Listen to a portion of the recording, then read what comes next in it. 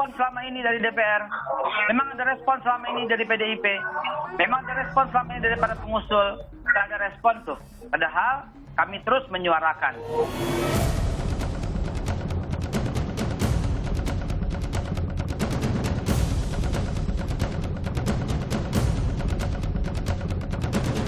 Pasal-pasal kontroversial seperti penafsiran filsafat dan sejarah Pancasila dan lain-lain sudah tidak ada lagi.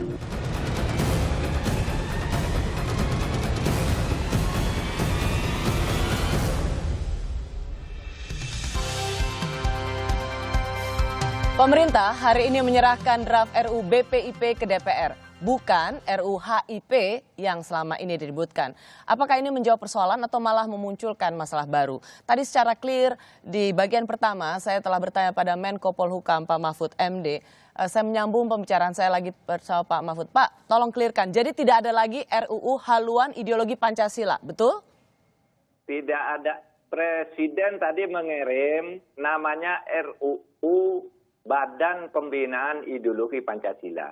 Ibu Ketua DPR juga mengatakan tadi itu akan ditampung dan beda jauh dengan RUU HIP. Itu tadi saya kira sudah jelas dinyatakan dan sudah ditayangkan terus gitu. Ya. Jadi itu. Jadi kita tidak bicara lagi RUU HIP sekarang. Tidak bicara haluan, tapi bicara organisasi. Ya, Pak Mahfud, kita akan bicara yang diserahkan kepada DPR adalah membicarakan soal struktur, kewenangan, fungsi BPIP. Tapi pertanyaan, apakah RUU HIP ini memang jangan dulu dibahas atau betul-betul itu masa lalu yang tidak akan dikutik-kutik lagi? Karena ini tentang substansi Pancasila yang selama ini menjadi kontroversi. Begini, Presiden atau pemerintah tepatnya sudah bersikap bahwa substansi haluan negara itu Presiden tidak setuju. Yang setuju hanya organisasi, gitu. Oleh sebab itu terserah DPR nantinya. Ada Pak Ahmad Basara di situ. Apakah nanti di prolegnas itu dianggap tidak ada atau apa? Tetapi pemerintah seumpama pun itu mau dianggap ada, haluan negara Presiden atau pemerintah dalam hal ini tidak setuju. Terutama menyangkut soal MPRS, penafsiran Pancasila ke dalam sifati filsafat seperti yang ada sekarang dan sebagainya. Itu biar masyarakat nanti yang mengembangkannya tidak dikunci oleh sebuah undang-undang gitu. Dan bagi pemerintah Pancasila itu adalah yang 5 di dalam pembukaan Undang-Undang Dasar. Dan orang tidak perlu mempertentangkan itu. Yang 1 Juni itu kan punya Bung Karno, yang Piagam Jakarta punya orang Islam. Yang itu kompromi yang 18 Agustus. Sebenarnya itu Bung Karno semua yang buat kok. Coba saya ikuti atau baca saja disertasinya Pak Ahmad Basara itu kan Bung Karno buat 1 Juni. Tanggal 22 Juni juga Bung Karno yang melompori. Tanggal 18 Agustus yang memimpin sidangnya dan membangun kesepakatan itu juga Bung Karno. Kenapa harus dipertentangkan gitu? Dan oleh sebab itu kita kembali, sikap kita adalah yang tanggal 18 Agustus yang merupakan muara dari semua pemikiran sesudah berdiskusi di antara para pendiri negara itu. Baik. Begitu, Rosi. Terima kasih Prof. Mahfud. Saya mau ke Mas Bung Basarah dulu. Sudah disinggung berkali-kali oleh Pak Mahfud disertasi Anda tentang Pancasila. Anda pasti ngotot banget soal ini. Tapi saya ingin tanya dulu reaksi Anda. Apa yang Anda lihat dari pesan yang ingin disampaikan oleh Presiden yang mengirim Menko Polhukam bersama jajarannya full tim betul ke DPR hari ini? Ya, kami melihatnya apa yang dilakukan oleh pemerintah kali ini dengan Presiden mengirimkan delegasi kabinetnya yang dipimpin oleh Menko Polhukam dengan 5 menteri yang mendampingi untuk menyampaikan surat Presiden dan juga daftar inventarisasi masalah yang kemudian daftar inventarisasi masalah itu diberi judul RUU Badan Pembinaan Ideologi Pancasila yang merombak total seluruh rancangan draft RUU HIP menjadi RUU BPIP. Tadi Prof. Mahfud menjelaskan dari draft 10 bab dan 60 pasal berubah menjadi 7 bab dan hanya 17 pasal. Lalu kemudian nama atau nomenklatur RUU haluan menjadi RUU pembinaan. Dan kemudian surat pemerintah dan DIM itu direspon positif oleh pimpinan DPR dan mengatakan dokumen DIM pemerintah itu menjadi dokumen hukum terbuka yang tidak buru-buru dibahas antara DPR dan pemerintah, tetapi akan diserahkan kepada masyarakat seluruh pemangku diterima kepentingan masukannya? untuk menerima masukan, kritik, saran dan sebagainya sambil memberikan kesempatan kepada pemerintah untuk menyelesaikan masalah Covid ini adalah satu sikap yang profesional, sikap yang mendengarkan aspirasi, kritik, saran dan masukan masyarakat yang menurut hemat kami dari PDI Perjuangan lah setidaknya mengatakan bahwa forum tanggal 16 Juli tadi siang di DPR itu adalah satu titik temu antara pemerintah dan DPR untuk menyudahi polemik berminggu-minggu atau bahkan berbulan-bulan sejak bulan Mei yang lalu tentang kontroversi RUU haluan ideologi Pancasila itu. Dari PDI Perjuangan, maaf Bung Basarah, Anda bisa menerima bahwa tidak ada lagi pembicaraan soal substansi Pancasila yang nama RUU-nya adalah HIP, haluan ideologi Pancasila, menjadi BPIP yang mengatur tentang lembaganya. Saya kira memang sejak awal Pembahasannya seperti itu. Kebutuhan hukum untuk menjadi payung hukum pembinaan ideologi Pancasila oleh BPIP itu adalah satu undang-undang teknis yang merubah legal standing payung hukum BPIP dari Perpres menjadi undang-undang.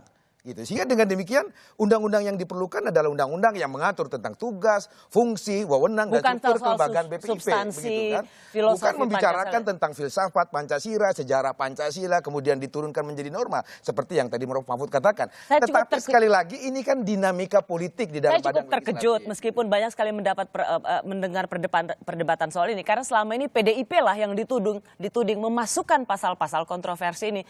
Padahal sekarang Anda mengatakan enggak, nanti kita lanjutkan lagi. Bung Refli, apa reaksi Anda melihat full timnya Pak Menko Polhukam menyuarakan posisi pemerintah? Ya serius sekali.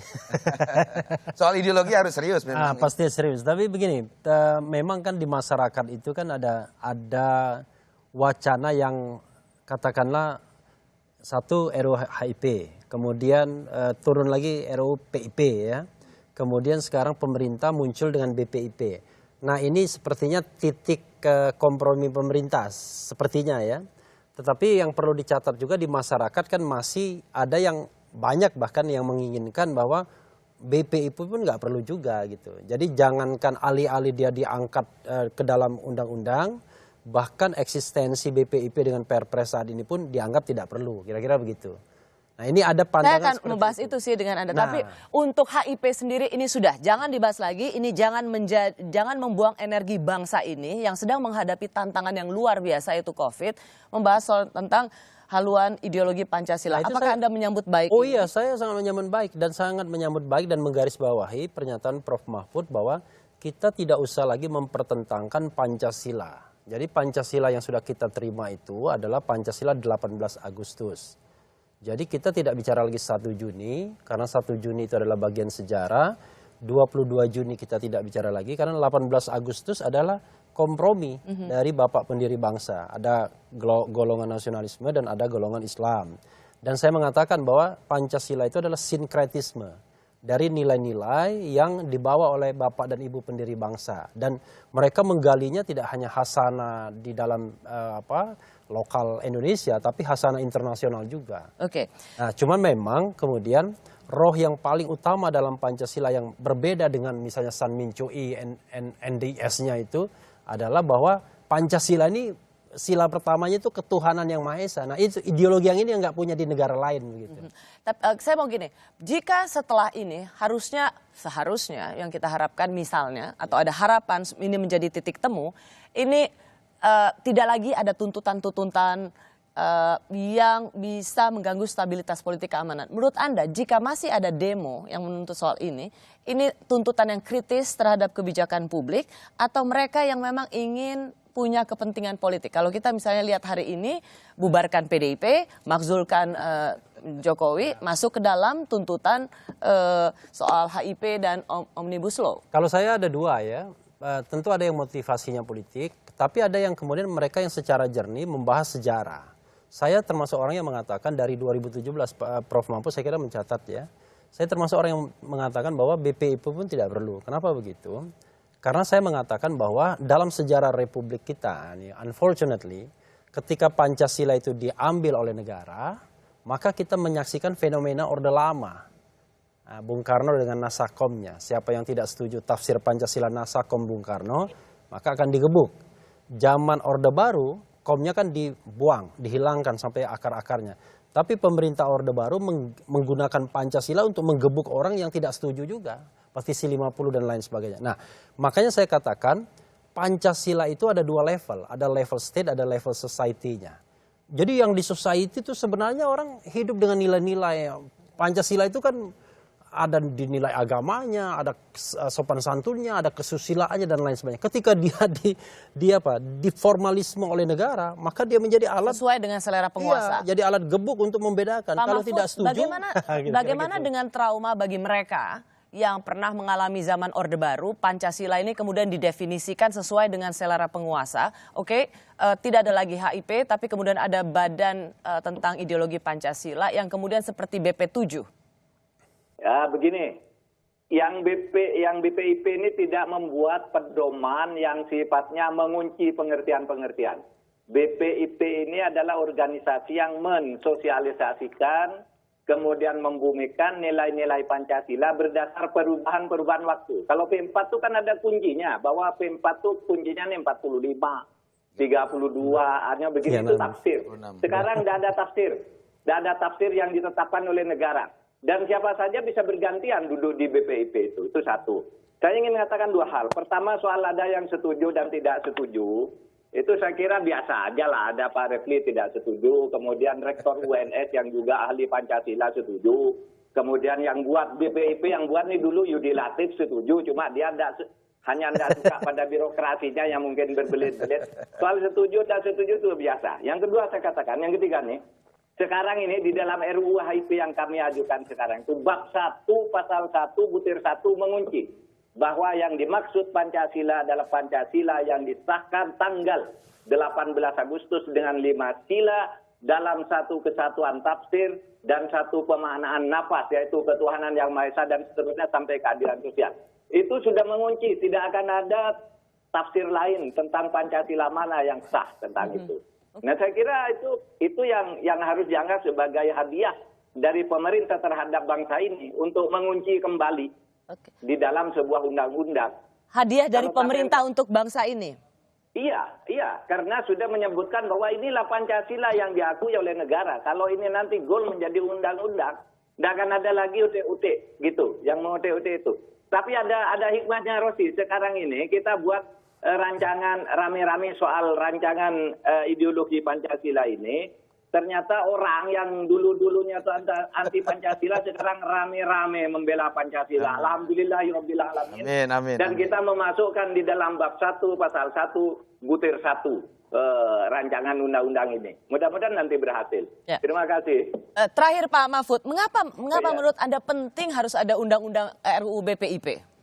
Mengapa? Begini, agar RUU BPIP, agar kita mempunyai satu organisasi yang terus memberikan penafsiran, membantu presiden merumuskan kebijakan. Siapapun presidennya?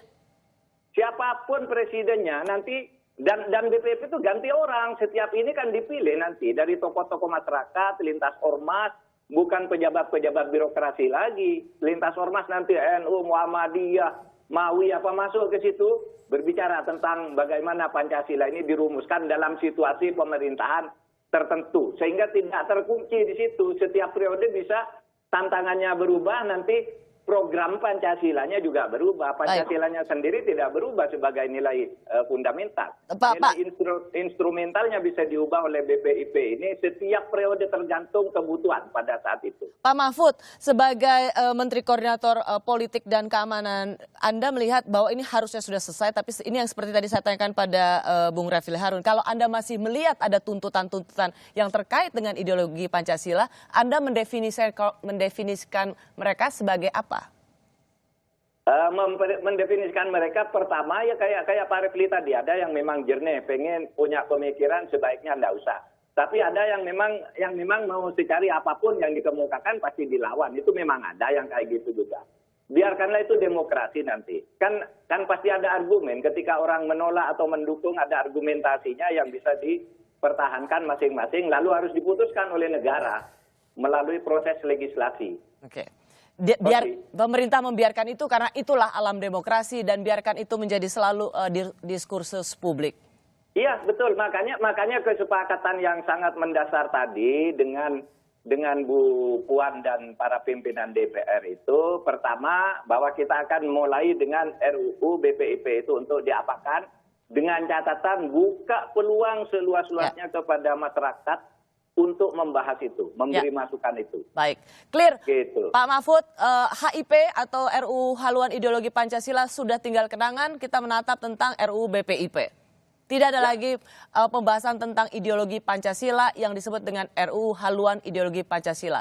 Clear. Terima kasih Pak Mahfud, begitu ya. Terima kasih Rosi, Mas Basara, Mas Refli. Yep, makasih Prof. Selamat malam, Prof. Kita menatap hari depan, yaitu pembahasan RUU BPIP. Anda tetap tidak setuju, tidak apa-apa, karena di meja ini kita selalu mempercakapkan kebijakan publik untuk Indonesia. Kami kembali sesaat lagi.